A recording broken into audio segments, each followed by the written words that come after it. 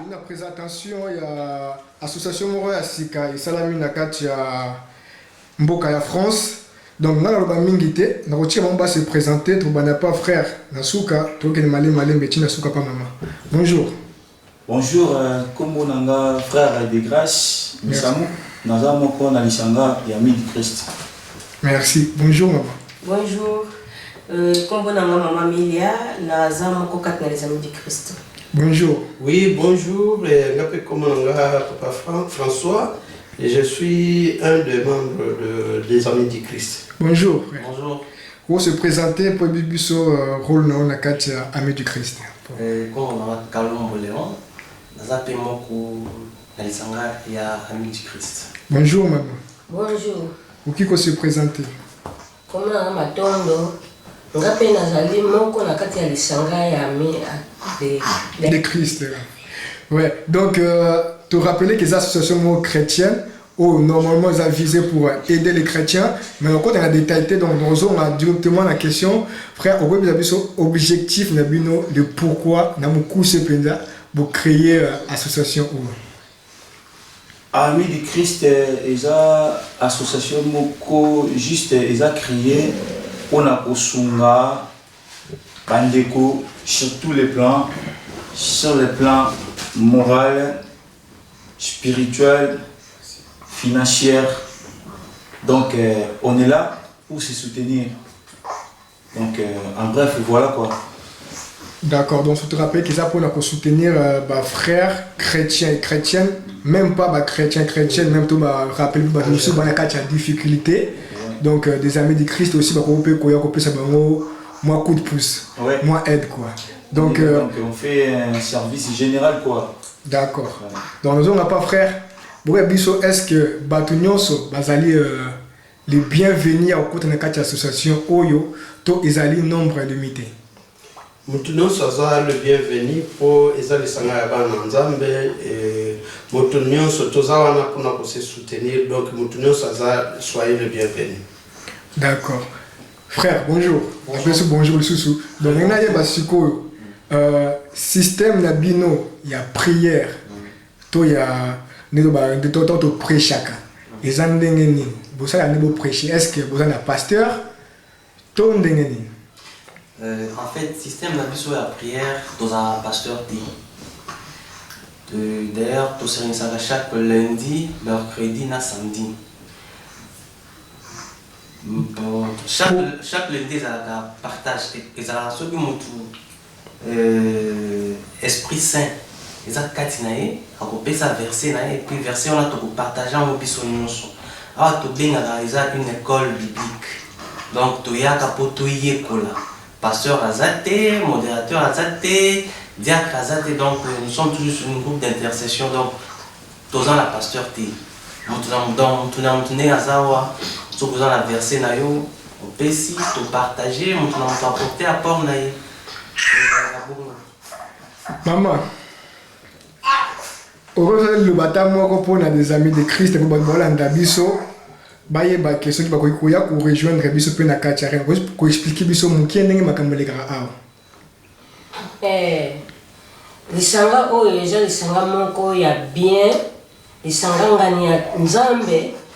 Mutu nyonso aza na posa koya kosanga na biso elongo katikati nesika oyo aya tosanga na elongo tozalaka na prière na biso kobondela bato ya maladi, kobondela mboka na biso tovandi. Kosambela bato na boloko bato oyo baza konyoka bongo nzambe atia loboko po babika yango na ngai na. Ma sœur, bonsoir encore. Oui, bonsoir. Donc Nebket les amis du Christ et prêté peut déjà aide parce que c'est la première fois que vous se réunir. Par contre, c'est bien première fois où vous voulez qu'on a vidéo en public pour vous partager la bande de communication à travers internet. Mais la première fois que vous se réunir, ça fait un peu longtemps, donc vous voyez les binonions. Et puis, vous aidez déjà et belé en Afrique, étant donné que vous frère Nabiso Mususu, ou une maladie.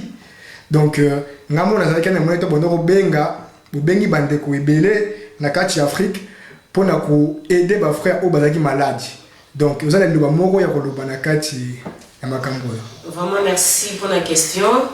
Nangai Bosso Koloba, vraiment merci na maman leur mbongo nzamba pambola ye amona ina misala kosala parce que malheur mbongo aza moko ya ba mama oyo to bengaki pona kaende pona biso frère et même Makengo ote kotika biso mikoti koleka. Donc to bengaki ba misie moi mingi tant dans les kobela to bengi panga biso Patrice Mutali Bosso, to bengi ma biso Laure Mbongo, to bengi ndeko Marie Misamu, to bengi ndeko na biso Alice, to bengi mama Chabani, to bengi frère José Nzita. Donc pour mobiliser bandeko, pour soutenir aussi ndeko na biso Emma Makengo. Mais au contraire, quand on vraiment à mon malheur, on va encore une fois de plus. Donc tout ça on a pour la communauté mon côté, mais tout ça pour la battre son. Pour la Congolais, pour la population du monde entier, au bassin de la Songi, nous sommes là pour soutenir Bango, pour la Yesu. Donc il faut qu'on rappelle que Batumusu Soubaye Bakité, normalement, comme Bengagi Bango pour na Kaya frère Emi Makengo, donc à travers Bino qui bazwa qui information Oyo, même Sir Laure Mbongo, je crois, à remercier qui Bino na vidéo Moroboya Kazare Mayamwa. Il y a le Nazarien. Voilà. Donc, et puis, Batumusu Bobenga qui paie. Balobaki que non, Baye Bakité. Bien bon, il bon format qui bango, mais une fois, tant ou drame ou ekweyi, bimi na ba vidéo, tout le monde balobi que non, Baye Baki makambo oyote. Alors que bien bochaki bango au courant. Mais tout quoi na polémique qui était, tout le monde mokolo mususu. Donc frère Nabiso, est-ce que vous avez le bayasuka question mo na tonité pour la présentation pour na lelo, ou bakisa. Par rapport à Nenge, maman Amélia Outi, Koloba, la question tunaki, tu pas moli vraiment Zambé et Zambé a pas mola maman Abisola bon encore de plus parce que lorsqu'il a reçu quelques informations Oyo, ils allaient un certain samedi et le même samedi on a le soir à Biso le dimanche n'a aucun de rendre frère visite et maman Abisola ça qui tel Kalobaki.